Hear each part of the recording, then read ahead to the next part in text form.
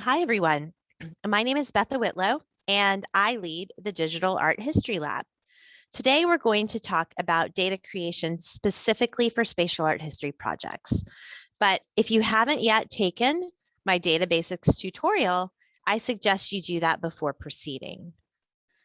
But should you choose to not listen to this important introduction to data, which is, I guess, a way of saying you should definitely take the data basics tutorial. I do want you to be aware of two things. First of all, a robust data set does the heavy lifting behind the scenes for most digital humanities and digital art history projects.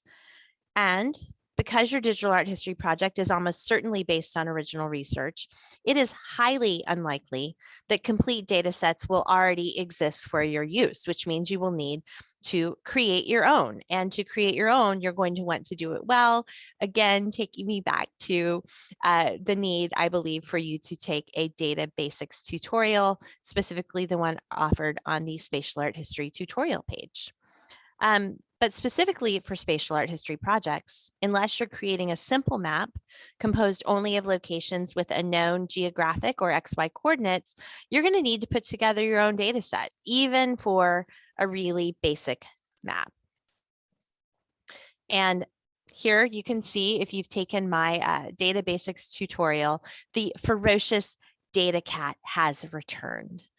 Before I talk about specific things to keep in mind when you're creating spatial data, which is, of course, the subject of this tutorial, I do want to begin with a quick explanation of best practices for using spreadsheets to record your data, because for a spatial art history project, for many art history projects, spreadsheets are probably going to be your starting point for creating and recording a data set.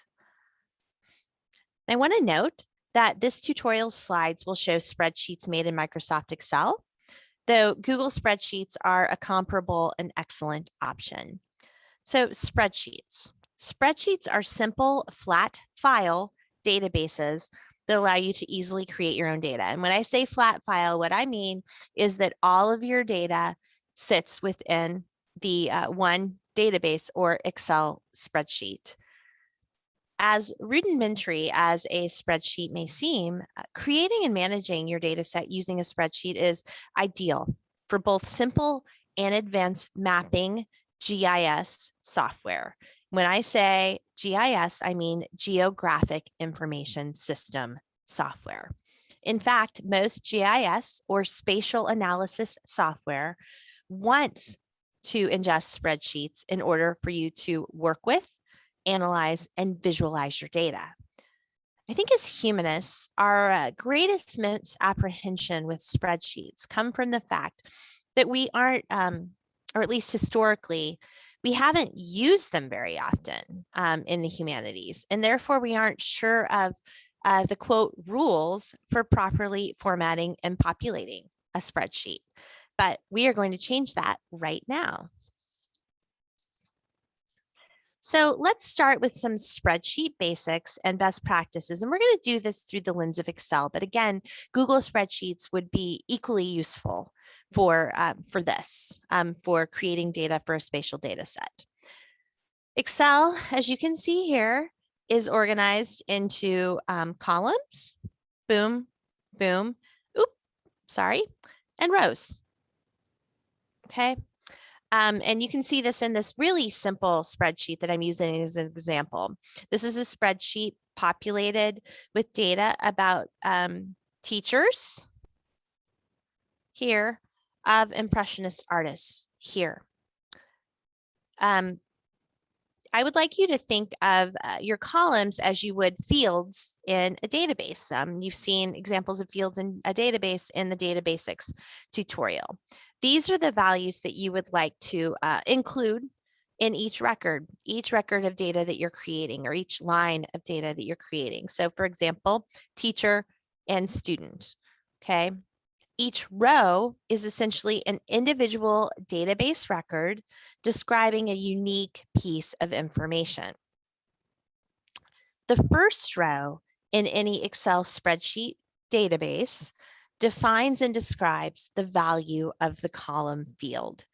This row can be machine read by software, including GIS software, and understood and utilized by that software in a wide variety of ways.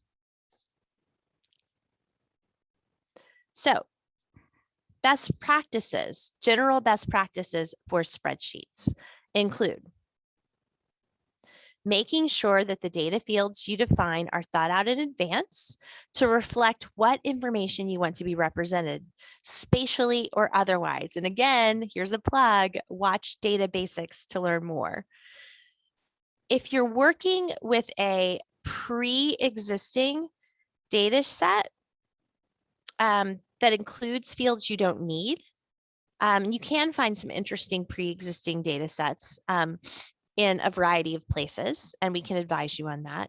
But if you're finding that the set includes fields you don't need, you should edit that spreadsheet down to only essential fields.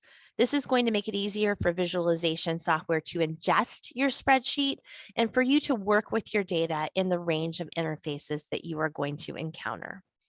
But regardless of whether you're creating your own data set or using or modifying a pre-existing data set, you should never include spaces within field names. Those are the field names in line 1. Those are your columns, which identify what type of data is going to be in the rows below. You should always replace that space with underscores because GIS software in particular for spatial projects won't understand field names with spaces. You should use all lowercase field names. Again, some GIS software have issues, sorry, with field names that include capital letters. This is very important. Data can be your own or it can be shared. It is important that you choose field names that are meaningful both to you and others so that everyone, including you, know what the data means.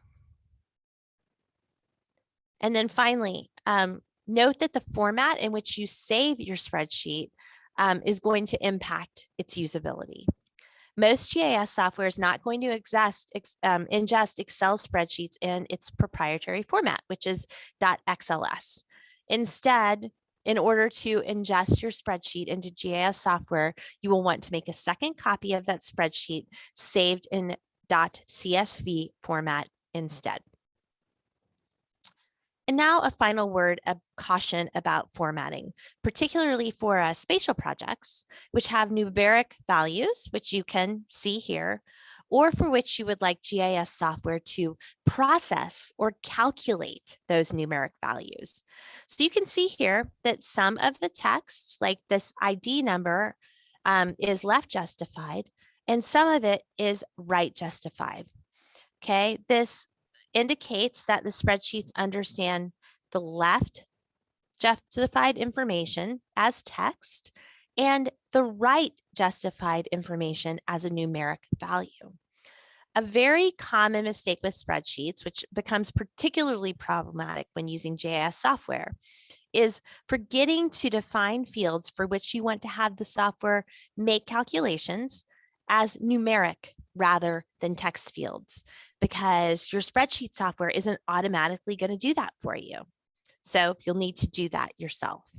For spatial data, failing to define your numeric fields in advance can cause immense frustration when you use GIS software to try and calculate and analyze numeric data, at least until you figure out this simple mistake that you've made. So now we're going to move on to data for spatial projects. Spatial projects are those that can assist you in your research by representing elements in space, as on a map. These maps may simply illustrate something that cannot easily be represented or described using verbal language or in writing. Or these maps can help you ask and answer new research questions that would not be possible without engaging in spatial representation.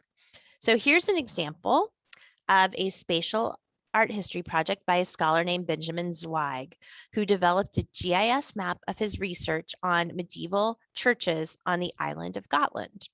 So you can see that the map shows churches by describing both their architectural features, okay, here and here, and their specific location. So by spatially representing this data set that included both geolocation of the churches and defined them by architectural style, Zweig was able to identify a gap in the development of northern and southern church construction that hadn't been evident in previous research or represented on other maps.